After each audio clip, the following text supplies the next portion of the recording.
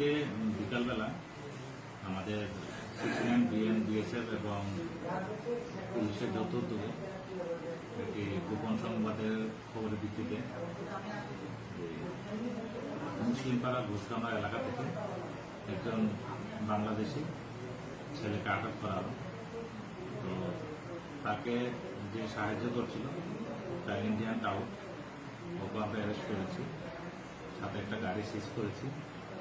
তো আমরা একটা মামলা নিয়েছি, ও কী উদ্দেশ্যে ইন্ডিয়াতে এসেছিল এবং কীভাবে এসেছিল এবং কোথায় যাবে এগুলো আমরা তদন্ত করছি। তদন্ত করে এর সাথে যদি আরও অন্য কেউ জড়িত থাকে আমরা এটাও বের করে আইনগত ব্যবস্থা নিচ্ছি।